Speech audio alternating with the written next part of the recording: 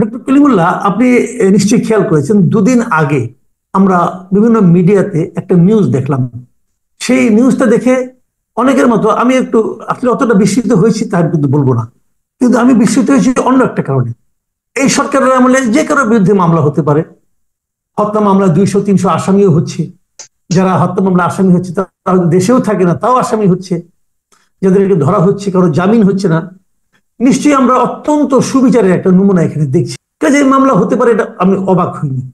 কিন্তু যখন সেই মামলা আপনার নাম সহ আরো কয়েকজনের নাম দেখলাম, এবং কেবল আপনারই ছবি দেখলাম কোনো কোনো মিডিয়াতে, আর কোনো ছবি দেখলাম না, তখন বিষয়টা নিয়ে আমার মনে হলো আপনাকে একটু জিজ্ঞাসা করি, কি অপরাধ আপনি করেছেন? যদি একটু সংক্ষেপে বলেন যে কি দুর্নীতি আপনি করেছেন যে দুদক আপনার বিরুদ্ধে এতদিন পরে মামলা করলো। এটা কি এতদিন পরে মামলা করলো, নাকি আগেই মামলা ছিল, সেই মামলা নতুন করে উঠালো? আমি বিষয়টা জানি না, মিডিয়াতে এগুলো লেখা হয়নি।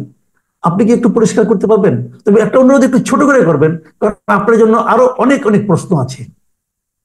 ধন্যবাদ। দেখুন, বেগম রোকেয়া বিশ্ববিদ্যালয় রংপুরের আমি চতুর্থ উপাচার্য হিসেবে ঢাকা বিশ্ববিদ্যালয় থেকে ডেপুটেশনে 4 বছরের জন্য সেখানে দায়িত্ব পালন করতে গিয়েছিলাম। সঙ্গে আমি আরো 3 জন সেনা কর্মকর্তাকে নিয়ে গিয়েছিলাম। তারা অবসরপ্রাপ্ত। কর্নেল আবু হেনা মুস্তফা কামাল, তিনি রেজিস্ট্রার হিসেবে গিয়েছিলেন। লেফটেন্যান্ট কর্নেল মনোয়ার রেজা, তিনি ডেপুটি চিফ ইঞ্জিনিয়ার হিসেবে গিয়েছিলেন। এবং কর্নেল অবসরপ্রাপ্ত লেফটেন্যান্ট কর্নেল অবসরপ্রাপ্ত মনোয়ার, তিনি 5th লং কোর্সের সিনিয়র অফিসার, তিনি গিয়েছিলেন প্রজেক্ট ডিরেক্টর হিসেবে। তো এই টিম আমরা কাজ করেছিলাম ওই চিন্তা থেকে। তৎকালীন সরকার আমাদের সেখানে পাঠিয়েছিল এই জন্যে যে এই বিশ্ববিদ্যালয়টি আপনার আকণ্ঠ নিমজ্জিত ছিল নানান অনিয়ম, দুর্নীতি এবং ব্যত্যয়জনিত কারণে এটি রীতিমতো রুগ্ন হয়ে গিয়েছিল। আমাদের দ্বিতীয় উপাচার্য হিসেবে যিনি গিয়েছিলেন প্রফেসর জলিল ডেপুটেশনে রাজশাহী বিশ্ববিদ্যালয় থেকে, তিনি একদিন কম 4 বছর সেখানে মোতায়েন ছিলেন। তাকে দুর্নীতির কারণে একদিন আগে অব্যাহতি দিয়েছিল তৎকালীন সরকার। তিনি প্রায় 100 ব্যক্তিকে একদিনে অর্থের বিনিময়ে চাকরি দিয়েছিলেন। এই অভিযোগে তার নামে মামলা হয়েছিল দুদককে, এবং সেই মামলার সূত্র ধরে তিনি জেলও খেটেছেন। এবং এই ঘটনাটি পুরো বিশ্ববিদ্যালয়ের ইমেজ হেড করে দিয়েছে। তো সেই কারণে তৃতীয় উপাচার্য যিনি আসলেন, আমারই সহকর্মী ঢাকা বিশ্ববিদ্যালয়ের প্রফেসর নুরুন নবী, তার আমলে পুরোটা সময় অস্থির একটা সময় কেটেছে। কিছুদিন পর বিশ্ববিদ্যালয় বন্ধ হয়ে যেত। তারপরে আপনার সেখানে তাকে ঘেরাও করে 7-8 দিন আটকে রাখা হতো।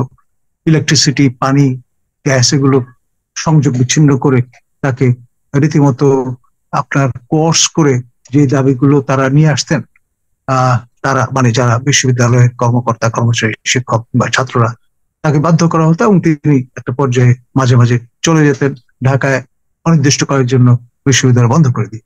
এরকম একটি পটভূমিতে আমি তখন BUP, Bangladesh university of professionals এর উপ উপাচার্য বা প্রো ভাইস চ্যান্সেলর হিসেবে দায়িত্বরত ছিলাম অন ডেপুটেশন। এটা একটা পাবলিক ইউনিভার্সিটি, সশস্ত্র বাহিনী কর্তৃক পরিচালিত। এবং সেই জন্যে চিন্তা করা হলো যে এই রুগ্ন বিশ্ববিদ্যালয়টিকে বিইউপির মডেলে পরিচালনা করা যায় কিনা। আমাকে সেই জন্য 3 সেনা কর্মকর্তা সহ সেখানে নিয়োজিত করা হয়। আমি গেলাম এবং ডে 1 থেকে আমি ভর্তি বাণিজ্য এবং চাকরি বাণিজ্য বন্ধ করার ব্যবস্থা করলাম। 13 জনকে, এটা আপনার 17 দিকে হবে, 17, 18, 19, 20, 17 শেষ দিকে হয়তো। তো আচ্ছা, মাঝখানে একটু প্রশ্ন করি। আপনি যে বলেন মিস্টার জলিলকে, তার বিরুদ্ধে দুদকের অভিযোগ ছিল এবং সেই মামলা হয়েছে এবং তিনি জেলও খেটেছেন। কিন্তু উনি তো জেল খেটেছেন হাসিনা সরকারের আমলে। জি। তো সেটা ওই সময় দুদক কি স্বাধীন ছিল?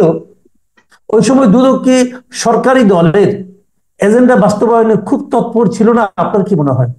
যদি নাও মনে হয়, সবার নাকের ডগায় তিনি কি করে প্রায় 300-র বেশি লোককে একদিনে চাকরি দিলেন? এটা কি সম্ভব? অসম্ভব একটা বিষয় না?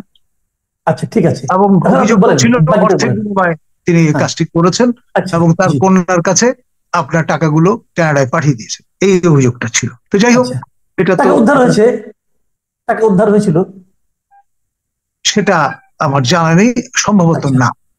ওকে, তো এখন যে বিষয়টা, এই সেনা শৃঙ্খলা কার্যকর করার একটা চিন্তা থেকে এরকম একটা টিম সেখানে পাঠানো। জি। আমি সেই টিম লিডার হিসেবে গিয়েছি এবং প্রথমেই যেটি করেছি, ভর্তি বাণিজ্যটা বন্ধ করে দিয়েছি। 5 লক্ষ টাকার ভাড়া হিসেবে প্রক্সি পরীক্ষা দেওয়ার জন্য ভালো ছাত্রছাত্রীরা অন্য জায়গা থেকে আসতেন, এসে পরীক্ষা দিতেন। দু একজন মাঝে মধ্যে ধরা পড়ে গেলে 10-15 হাজার টাকা উৎকোচ দিয়ে ছাড়া পেয়ে যেতেন। তারপরেও তাদের 4,80,000 বা 85,000 বা 90,000 টাকা লাভ থাকতো। তো এই রমরমা ব্যবসাটা আমি সেনা বন্ধুদের পরামর্শ নিয়ে মোবাইল কোর্ট বসিয়ে দিলাম, ম্যাজিস্ট্রেট নিয়ে আসলাম, তাৎক্ষণিকভাবে বিচার এবং কারাদণ্ড। এরকম 13 জনকে কারাদণ্ড 1 বছরের জন্য দিয়ে দেওয়ার ফলে এটা এমন চাউর হলো যে এই ব্যবসাটা বন্ধ হয়ে গেল। তারপরে মনোযোগ দিলাম চাকরি বাণিজ্যে। লেকচারার পোস্ট বিক্রি হতো 30 লাখ টাকায়, কর্মকর্তা বিক্রি হতো 20 লাখ টাকায়, কর্মচারী বিক্রি হতো 2 ভাগে, পরিচিত হলে 5 লাখ, অপরিচিত হলে 10 লাখ। এইটি বন্ধ করার জন্য আবারও আমাদের সেনা বন্ধুদের পরামর্শ আমি একটা ক্লজ জুড়ে দিলাম। রিক্রুটমেন্টের জন্য যে অ্যাডভার্টাইজমেন্ট গুলো হতো সেখানে, আর কোনো বিশ্ববিদ্যালয় এটা ছিল না আগে পরে, যে কোনো ধরনের তদবির লিখিত বা মৌখিক তা প্রার্থীর অযোগ্যতা বলে বিবেচিত হবে, পরবর্তীতে কোনো অনৈতিক লেনদেনের বিষয় আবিষ্কার হলে তৎক্ষণাৎ চাকরি চলে যাবে, এই শর্তে আপনি আবেদন করতে পারেন।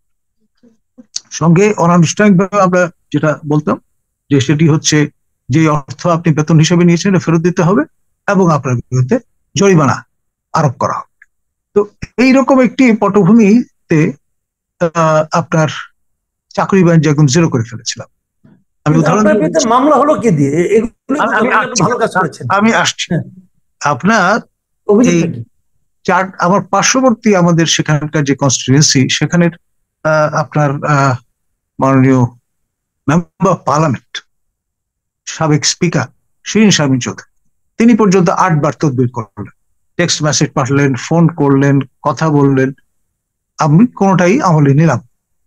তারপরে সিনিয়র মোস্ট ক্যাবিনেট মেম্বার আকম মোজাম্মেল, মুক্তিযুদ্ধ বিষয়ক মন্ত্রী, তিনি 3 বার তদবির করেছেন। এরকম ভাবে পালাক্রমে অনেকে, কারো কথা আমি শুনি। তো ফলে অনেকে এফেক্টেড হয়েছেন, রাগান্বিত হয়েছেন যে লোকটা ইগনোর করছে আমাদের। তারপরে আমি একটু মাঝখানে থামাচ্ছি আপনাকে। আপনি তদবির শুনেন নাই বলে এমন 2 জন লোকের নাম বললেন যে লোকগুলো কিন্তু এখন এর প্রতিবাদ করার মতো অবস্থায় নাই। আপনি এমন লোককে সাক্ষী মানলেন যিনারা এখন উপস্থিত নেই। আমার কাছে এখনো টেক্সট মেসেজ আছে মাননীয় সাবেক স্পিকার এক, এবং এই কথাগুলো আপনাকে যা বলছি আমি পাবলিকলি, আমি দায়িত্বরত থাকা অবস্থায় আমার রেজিস্ট্রার সহ ঢাকা রিপোর্টার্স ইউনিটিতে লাইভ প্রেস কনফারেন্স করেছিলাম প্রায় 14টা ইলেকট্রনিক মিডিয়াকে সামনে নিয়ে। এবং এই দুটি কারণে অনেকেরই এই যে সুবিধা প্রাপ্তির যে ব্যাপারটা, সেটা এফেক্টেড হয়ে যায় এবং জিরো হয়ে যায় বিষয়টা। এবং তারপরে আমি প্রথমে শুরু করি, নাহিদ মহোদয় যখন শিক্ষামন্ত্রী ছিলেন, নাহিদ মহোদয় যখন শিক্ষামন্ত্রী ছিলেন, তখন পরবর্তীতে দীপুমণি এই দায়িত্ব পেলেন। পাওয়ার পরে তিনি নানান রকম ভাবে রিকোয়েস্ট, অনুরোধ এগুলো শুরু করলেন। আমি কোনোটাই গ্রাহ্য করলাম না। না করার কারণে তিনি কুপিত হন এবং সেখানে বঙ্গবন্ধু পরিষদের যিনি সচিব হিসেবে, সেক্রেটারি হিসেবে কাজ করছিলেন বেগম রোকেয়া বিশ্ববিদ্যালয়ের ক্যাম্পাসে, মশিউর রহমান, তারপর আপনার আবার থামাই, মাঝে মাঝে আপনি থামাবো, কিছু মনে করবেন না। আপনি খুব সুন্দর সুন্দর শব্দ ব্যবহার করেন, কিন্তু আমার দর্শকরা নাও বুঝতে পারে। এই কুপিত হন মানে কি, একটু যদি বুঝিয়ে বলতেন। কুপিত হওয়া মানে হচ্ছে রাগান্বিত হওয়া, বিরক্ত হওয়া। ঠিক আছে, বলুন আবার আপনি।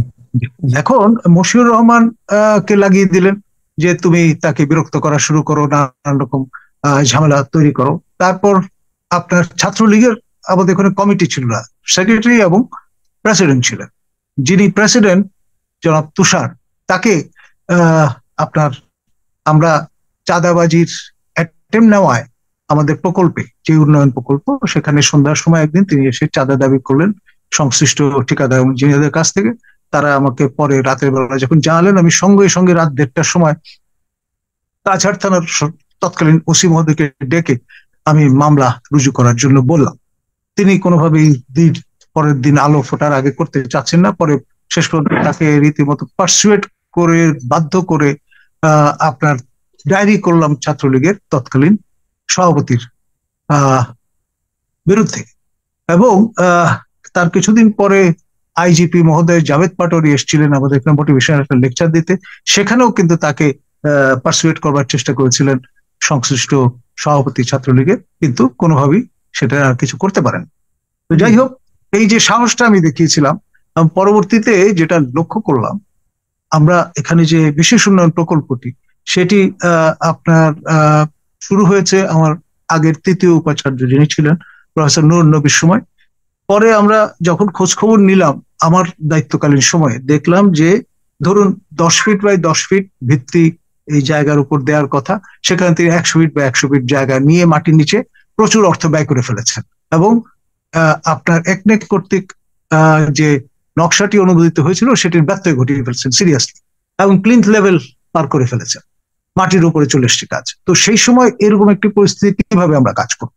আমরা তখন কমিটির বৈঠক করে সিদ্ধান্ত নিলাম যে এখানে এই পরিস্থিতি আমাদের তো কাজটা শুরু করতে ফেলে রাখা যাবে, প্রতিষ্ঠানের কাজ, নাথিং পার্সোনাল। তো আমরা সংশ্লিষ্ট প্রতিষ্ঠান যারা রেলেভেন্ট, আপনার যিনি আপনার পরামর্শক ছিলেন, তারপরে ইউজিসি, শিক্ষা মন্ত্রণালয়, সর্বত্র আমরা চিঠি দিয়ে জানালাম এই পরিস্থিতি, এবং আপনার পত্রিকায় বিজ্ঞপ্তিও দিলাম, গণবিজ্ঞপ্তি, যে এহেন পরিস্থিতি, আমরা এইরকম একটি পটভূমিতে কাজ করতে চলেছি।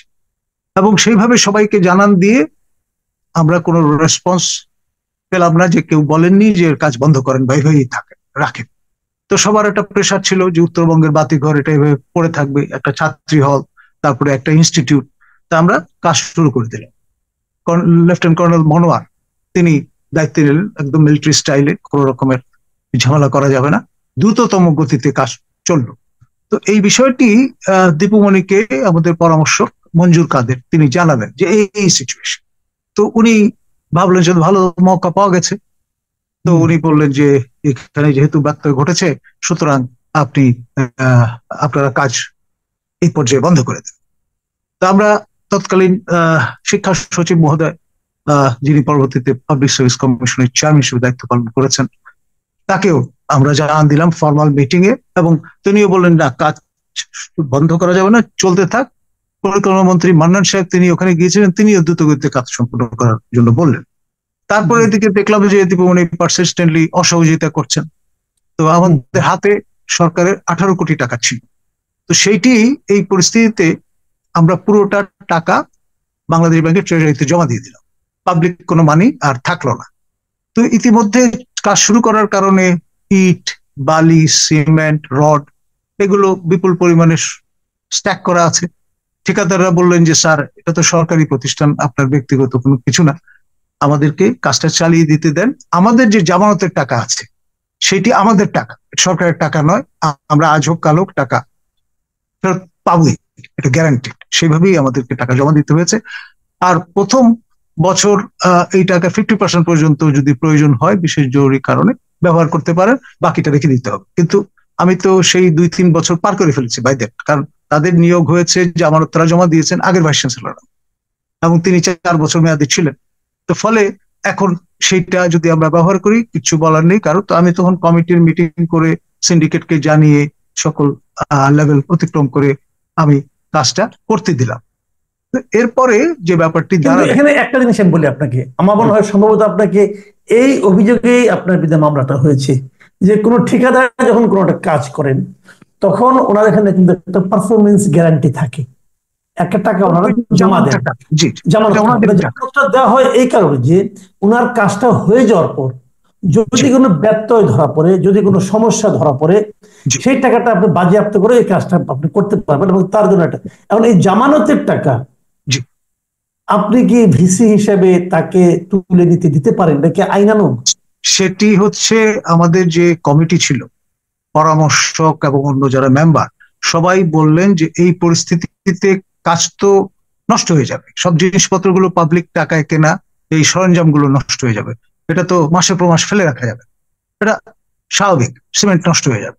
সেই কারণে প্রতিষ্ঠানের স্বার্থে, জনস্বার্থে, জনগণের অর্থের অপচয় রোধ করার জন্যই কিন্তু আমি প্রতিষ্ঠান প্রধান হিসেবে সবাইকে নিয়ে পরামর্শ করে আনুষ্ঠানিক বৈঠক করে সিন্ডিকেটকে অবহিত করে কিন্তু কাজটা করেছি। সিন্ডিকেট হচ্ছে সর্বোচ্চ বডি আচ্ছা, বিশ্ববিদ্যালয়।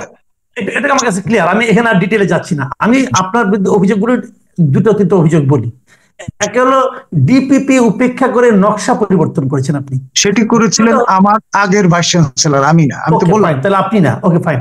30 কোটি টাকার ঊর্ধ্বে চুক্তি মন্ত্রণালয়ের অনুমোদন ছাড়াই সম্পাদন করেছেন, এই কাজটি করেছেন আগের ভাইস চ্যান্সেলর। Okay fine. কারণ তিনি তো কাজটা শুরু করেছেন। আরেকটা হলো ঠিকাদারকে লোন প্রদানের জন্য নো অবজেকশন সার্টিফিকেট অনুমোদন করেন, এটা আপনি করেছেন। লোন মানে হচ্ছে ওই যে জামানতের টাকা, সেটি আমি বলেছিলাম আপনারা প্রতিষ্ঠানের সাথে কাজটা চালিয়ে যাওয়ার জন্য। ওই কাজটা কি এখন শেষ হয়েছে? ওই কাজটা এখন কি?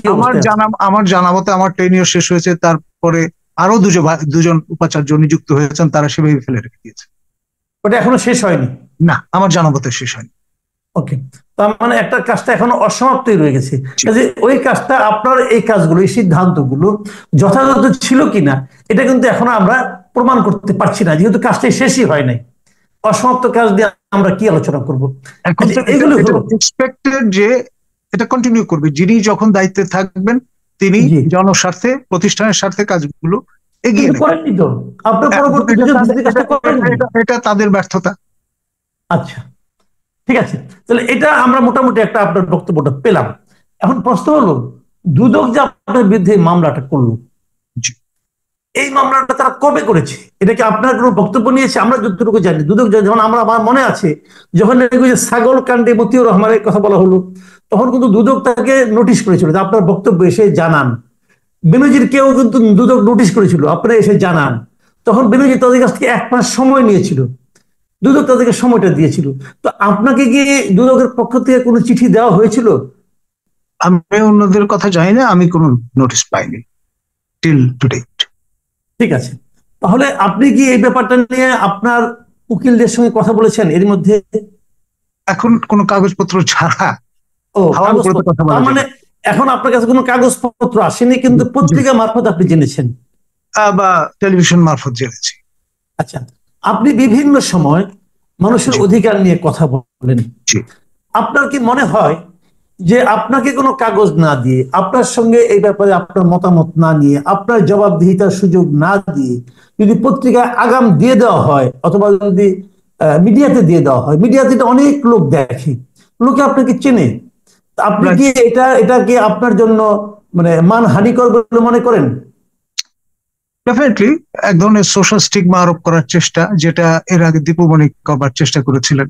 তিনি নানান ভাবে লোকজনদের ইনভলভ করেছিলেন, একটা প্লেন চার্টার করে নেপালের কাঠমান্ডুতে প্রায় 100 সংবাদকর্মীকে নিয়ে তাদেরকে এন্টারটেইন করে তারপর আমার পিছনে বলেছিলেন যে একই সংবাদ বারবার করতে থাকো এবং বলো যে তাকে পাওয়া যায় না, সে কর্মস্থলে থাকে না ইত্যাদি। এবং সে এই তথ্য বারংবার বলতে বলতে গোয়েবলীয় কায়দায়, মানে 100 বার মিথ্যা কথা বললে সেটা যেমন প্রতিষ্ঠা করার একটা স্পেস তৈরি হয়ে যায়, সেরকম একটা মানে জনমনে একটা বিভ্রান্তি তৈরি করা। জি, এই বিভ্রান্তি কিন্তু আমরাও দেখেছি, আমরাও শুনেছি, আমরাও বিভ্রান্ত হয়েছি।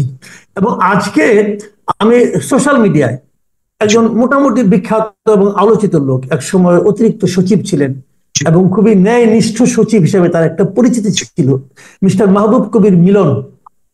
উনি আজকে একজন স্ট্যাটাসে একটা মন্তব্য করেছেন আপনার সম্পর্কে। উনি সেখানে লিখেছেন, আমি কোট আনকোট আপনাকে পড়ে শোনাই। এই ভদ্রলোক, মানে আপনি আর কি, এই ভদ্রলোক সেখানকার ভিসি ছিলেন, থাকতেন ঢাকায়, প্লেনে ঢাকা থেকে গিয়ে ক্লাস বা কাজ করে সন্ধ্যায় আবার প্লেনে ঢাকায় চলে আসতেন। সৈয়দপুর এয়ারপোর্টে আর্মির এক উচ্চ পদস্থ কর্মকর্তা তাকে রিসিভ করতেন। এই যে উনি তো একজন, মানে আমি মনে করি উনি তো একজন গুরুত্বপূর্ণ ব্যক্তি, তাই নয় কি? উনি বাংলাদেশের দুর্নীতি নির্মূল করার কিছু প্রস্তাব তৎকালীন প্রধানমন্ত্রীকে দিয়েছিলেন বলে আমরা শুনেছি। তো ওনার মতো ব্যক্তি যখন এ ধরনের কথা লিখেন, তখন মানুষ তো বিশ্বাস করতেই পারে। মানুষ যদি বিশ্বাস করে, সেই বিশ্বাসের বিপরীতে আপনি কি বলবেন? আমি যেটি বলবো, এখানে কিছু সত্যের অপলাপ আছে। আমি নিয়মিত এই প্রক্রিয়ায় বিশ্ববিদ্যালয় পরিচালনা অফিস টাইমে দিনের বেলা সেখানে থেকেছি। প্রতিদিন যে ফাইলগুলো আমার স্বাক্ষর করা দরকার সেটা আমি সেদিনই ডিসপোজ করে দিয়েছি। সন্ধ্যার সময় আমি চলে এসেছি ঢাকায়, এসে আমাদের এখানে যে লিয়াজ অফিস ছিল সেখানে আমরা যে বুনিয়াদী প্রশিক্ষণ 6 মাস ব্যাপী কর্মচারী, কর্মকর্তা, শিক্ষক, সেগুলো রাত 12টা পর্যন্ত প্রতিদিন নন স্টপ, এমনকি উইকেন্ড গুলোতেও আমরা পরিচালনা করেছি এবং জানের উপর দিয়ে সেটা গেছে। আমি 20 থেকে 22 ঘন্টা প্রতিদিন কাজ করেছি। করে কেন করেছি? জনস্বার্থে করেছি, প্রতিষ্ঠানের স্বার্থে করেছি, এবং আমাকে একটা মিশন নিয়ে পাঠানো হয়েছিল যে এটি বিউপির মডেলে পরিচালনা করার চেষ্টা করতে হবে, এটাকে লাইনচ্যুত অবস্থায় আছে, ট্র্যাকে তুলতে হবে। এখন এই কারণে এই পদ্ধতির আশ্রয় নিয়েছিলাম, এই জন্য আমি কিন্তু বিশ্ববিদ্যালয় থেকে টাকা পয়সা নিইনি। যেটি হয়েছে, যেই কথাটি তিনি বলবার চেষ্টা করছেন, সত্যের অপলাপ আছে। আমার সাবেক পিএইচডি ফেলো লেফটেন্যান্ট জেনারেল মোল্লা আকবর, তিনি তার লাস্ট পোস্টিং ছিল S commandant national defence college. তিনি অবসরের পরপরই আপনার এই রিজেন্ট এয়ারওয়েজ নামে একটি এয়ারলাইনারের সিও হিসেবে দায়িত্ব গ্রহণ করেন। এবং যখন দেখলেন আমি ডেপুটেশন আবার পরিবর্তন করে চলে গেছি রংপুরে, তখন উনি বললেন যে ভাই, আমার স্বার্থেই আপনাকে আমার নিয়মিত ঢাকায় দরকার, আমার ডিগ্রিটা তো, থিসিসটা তো শেষ করতে হবে। তো সেই জন্য তিনি যেটি করলেন, আমাকে মৌখিকভাবে বললেন, নাও অন আপনার অনারে আমি রিজেন্ট এয়ারওয়েজ এর কানেক্টিং ফ্লাইট সেখানে ছিল না, সেটা চালু করে দিচ্ছি সৈয়দপুরে, এবং একটা আয়োজন করে আপনাকে দিয়ে চিফ গেস্ট হিসেবে সে ফিতা কেটে এই শুভ উদ্বোধন সূচনা করব, এবং পরদিন থেকে আপনি আমাদের ব্র্যান্ড অ্যাম্বাসাডর হিসেবে শুধুমাত্র ট্যাক্সের পয়সাটা দেবেন, প্রায় বিনা ভাড়ায় বলতে গেলে, নামমাত্র মূল্যে আপনি যাতায়াত করুন, বাস ভাড়ার চেয়ে কম। তো ইটস আ হেভেন্স হ্যালো। আমি চিন্তা করলাম যে এইটা আমি জনগণের অর্থ ব্যয় না করে, নিজের পকেটের টাকা খরচ করে অ্যাফোর্ড করা মুশকিল, এটা যদি আমি করতে পারি প্রতিষ্ঠানের স্বার্থে, এবং ঢাকায় এসে প্রায় প্রতিদিনই একটা দুটো আপনার স্টুডিওতে গিয়ে টক শো করেছি, সেখানে একটা পারিতোষিক জানেন যে পাওয়া যায়। তো ফলে ওই ট্যাক্সের পয়সাও কিন্তু আমার কাভার হয়ে গেছে, পকেট থেকে খুব একটা গুনতে হয়নি টাকা। এবং এইটি আমি এমন ভাবে করেছি রিলিজিয়াসলি, এবং বিশ্ববিদ্যালয়ের 4 বছরে কোনো কাজই আটকায় এই কারণ। আচ্ছা, আপনার কি মনে হয় যে বিশ্ববিদ্যালয়ের উপাচার্য, জি, এটা কি একটা আবাসিক পদ নয়? বিশ্ববিদ্যালয়ের ক্যাম্পাসে থাকবে। আবাসিক দায়িত্বটা হচ্ছে রেজিস্ট্রার মহোদয়, এটা পরিষ্কার সব জায়গায়, তিনি সেখানে বসবাস করবেন। আর যদি আপনি বহির্বাংলাদেশে যান, তখন আপনি আনুষ্ঠানিকভাবে ছুটি নেবেন, এবং সেটি সমগ্র রেশন জানবে, কারণ মহামান্য রাষ্ট্রপতি, মাননীয় প্রধানমন্ত্রী, মাননীয় শিক্ষামন্ত্রী, শিক্ষা সচিব সম্মানীয়, তাদের সবার সুপারিশে এটি আপনার জনস্বার্থে সবাইকে জানানো হবে ওয়েবসাইটে। আচ্ছা, এই যে আপনি প্রতিদিন বিমানে যাতায়াত করতেন এত দূরে, প্রায় কয়েকশো মাইল দূরে, এখানে তো মনে করেন এটি 50 মিনিটের একটা ফ্লাইট বলতে পারেন। ফার্স্ট ফ্লাইট আমি অ্যাভেল করতাম, লাস্ট ফ্লাইট আমি অ্যাভেল করে চলে আসতাম। আচ্ছা, কোন উপাচার্য এভাবে বিমানে করে তার কর্মস্থলে প্রতিদিন যায়, এ ধরনের কোন উদাহরণ কি আপনার জানা মতে? আমার জানা মতে আগে পরে বিদেশে থাকতে পারে, আমাদের এখানে আমার জানা মতে নেই, কিন্তু সেটা আমি করেছি জনস্বার্থে, প্রতিষ্ঠানের স্বার্থে। কারণ এই যে প্রশিক্ষণগুলো আমি পরিচালনা করতাম উইথ ড্রেস কোড, সেগুলো কিন্তু করার জন্য নিবিড় সুপারভিশনটা প্রয়োজন ছিল। এখন ভবিষ্যতে সরকারকে বলতে পারতেন যে আমার ঢাকায় থাকা প্রয়োজন, তাহলে আমি উপাচার্যের আমি তো আমি প্রতিদিন তো অফিস করতাম রে ভাই, দিনের বেলা থাকতাম রংপুরে, রাতের বেলা ঢাকায় আমাদের লিয়াজ অফিসে এই কাজগুলো পরিচালনা করতে হতো নিবিড় সুপারভিশন। এবং এটি আমি গায়ে খেটে জানের উপর দিয়ে গেছে। এর ভিতরে 1.5 বছরের মতো করোনা ছিল, সেই সময়টা আমি গাড়ি দিয়ে যাতায়াত করেছি, কিন্তু বাকি কারণ ওটা করোনার ঝুঁকি ছিল, যেটা বদ্ধ জায়গায় এরোপ্লেনে আমি যদি। এই যে আপনি এত কষ্ট করলেন, এত কিছু করলেন, একটা মিশন নিয়ে গিয়েছিলেন যে বিউপির মতো এটাকে গড়ে তুলবেন, পুরো মেয়াদ আপনি ছিলেন, আপনি কি পুরো মেয়াদে বিউপির মতো এই ইউনিভার্সিটিকে করতে পেরেছেন? অনেকাংশে আমি যেমন ড্রেস কোড প্রবর্তন করেছিলাম, এবং একই রকমের tie, jacket, trouser, shirt with belt and Oxford shoe. একজন সুইপারও সেটি পড়তে হতো, একজন লেকচারারকেও সেটি পড়তে হতো, কর্মকর্তারাও তো পড়তেন যারা প্রশিক্ষণার্থী ছিলেন, এবং তাদেরকে তাদের পয়সা দিয়ে এগুলো ক্রয় করতে হতো। মানে বিশ্ববিদ্যালয়ের টাকা দিয়ে আমি এইসব জিনিস প্রবর্তন করিনি, তাদেরকে মোটিভেট করতে সক্ষম হয়েছিলাম। আচ্ছা আর তারা জানতেন যে এই একটি বিশ্ববিদ্যালয় যেখানে বিনা পয়সায়, অর্থাৎ উৎকোচ না দিয়ে চাকরি পাওয়া গেছে। আচ্ছা, ভর্তিও হওয়া গেছে। জি, ভর্তি হওয়া গেছে। আচ্ছা ঠিক আছে, তাহলে এগুলো আমরা মোটামুটি প্রশ্নের জবাব পেলাম। আমি আরেকটা কমেন্ট পড়তে চাই। এটা লিখেছেন মিস্টার এনামুল হক। জি, তিনি লিখেছেন, আমি ওনার টক শো গুলো খুব মন দিয়ে শুনতাম, খুবই যুক্তি দিয়ে রাষ্ট্র ও আন্তর্জাতিক সমসাময়িক রাজনৈতিক ভাবনা তুলে ধরতেন। আজ যদি তার এহেন অপকর্মের প্রমাণ মিলে, জাতির দুঃখ রাগার পাত্র কোথায় পাবে? কি আর বলবো, চোখ বন্ধ করে ঠান্ডা মাথায় তেনা পেঁচানো কথা বলার রহস্য বুঝি এই। আপনি লক্ষ্য করবেন, উনি কিন্তু আপনাকে মোটামুটি দোষী সাব্যস্ত করে দিয়েছেন। তো এখানে আপনার প্রশংসা করা হয়েছে, আপনি ভালো বলতেন এবং এখনো আশা করি বলি। হ্যাঁ, কিন্তু উনি বলছেন যে আপনি মানে এইটা নাকি এই রহস্যের পেছনে আছে, এই রহস্য। তো এই যে বিশ্বাস করে ফেললেন উনি একটা ঘটনা পরে, আমাদের দেশের দুদকের যে ইতিহাস এবং যে ঐতিহ্য, সেটা কি সবসময় আপনার মনে হয় যে দুর্নীতিকে নির্মূল করার জন্য তারা কাজ করে, নাকি সরকারের একটা টুলস হিসেবে কাজ করে, আগের আমলে এবং এই আমলে? বরাবরই আমরা যে ঐতিহ্যটা দেখেছি তার একটা হাতিয়ার হিসেবে ব্যবহৃত হয়, এবং তারা আবার হাতিয়ার হিসেবে মিডিয়া ট্রায়ালটাকে কাজে লাগায়, নানানভাবে মেলাইন করা, আপনার বিতর্কিত করা যে কোনো ব্যক্তিকে। তারা মনে করে এটা তাদের মৌরুষি পাট্টা। আচ্ছা, এত লোক থাকতে দুদক হঠাৎ করে আপনার বিরুদ্ধে লাগলো কেন, আপনার কি মনে হয়? আমার মনে হয় যেহেতু আমি বর্তমান সরকার এবং গত সরকারেরও আর্ডেন্ট ক্রিটিক ছিলাম, এবং আপনার খোলামেলা আমি কথা বলতে অভ্যস্ত, ঘুরিয়ে পেঁচিয়ে কথা বলার লোক না।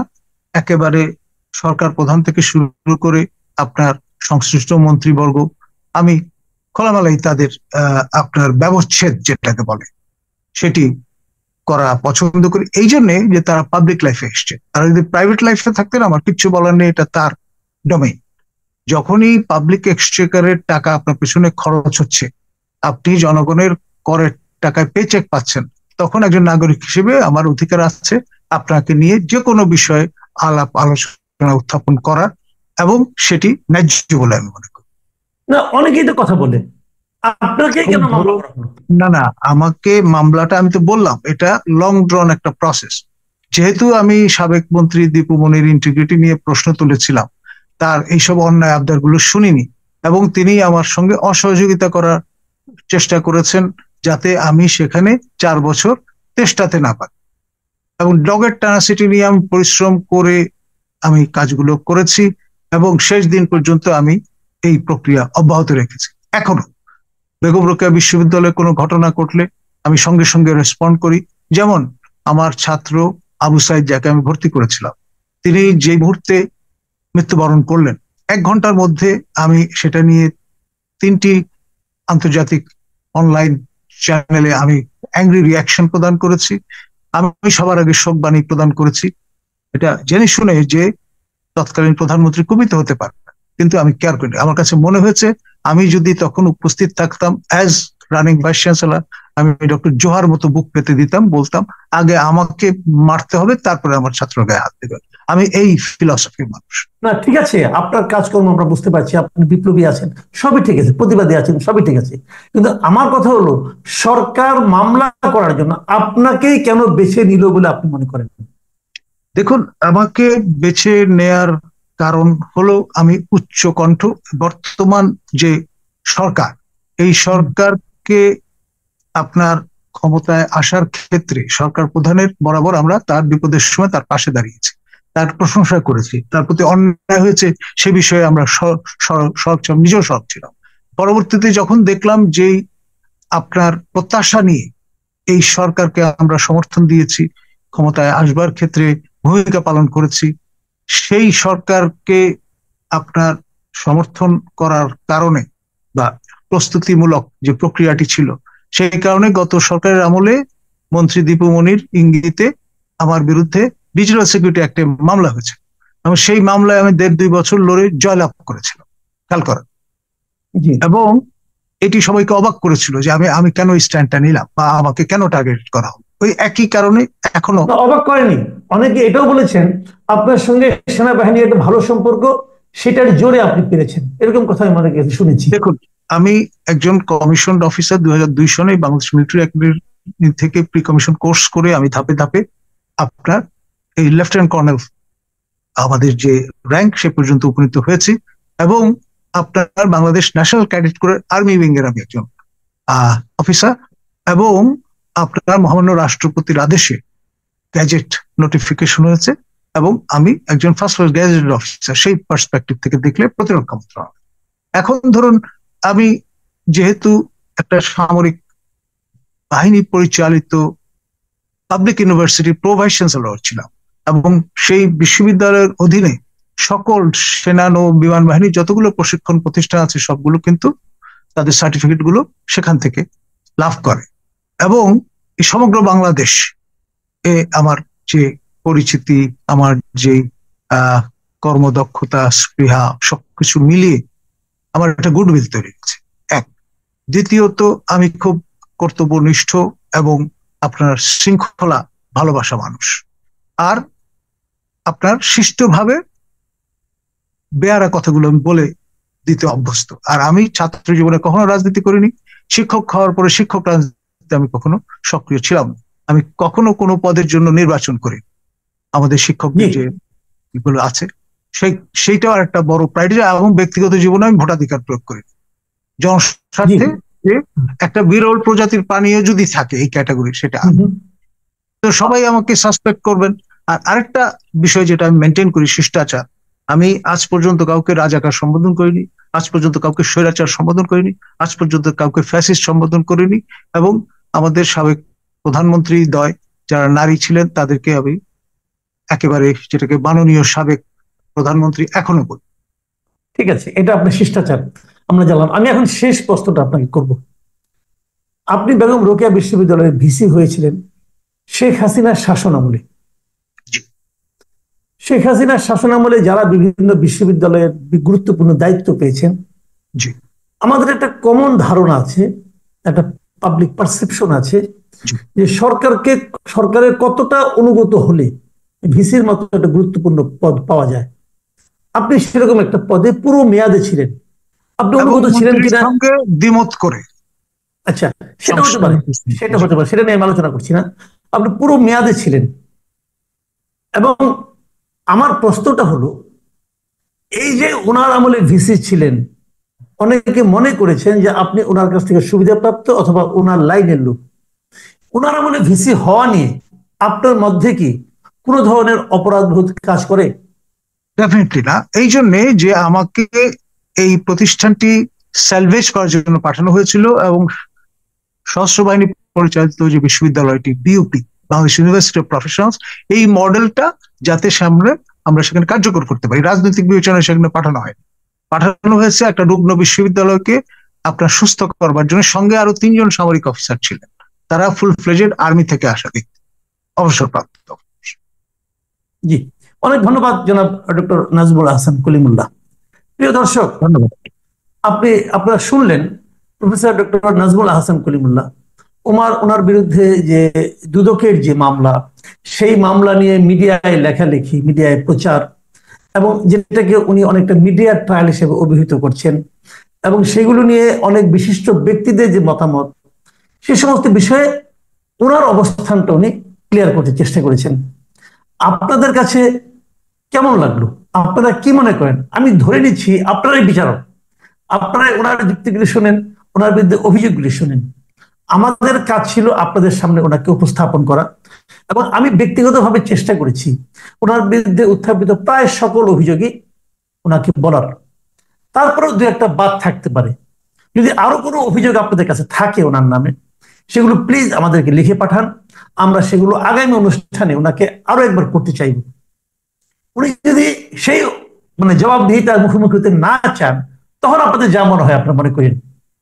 প্রিয় দর্শক, এখন এই পর্যন্তই। আল্লাহ হাফিজ।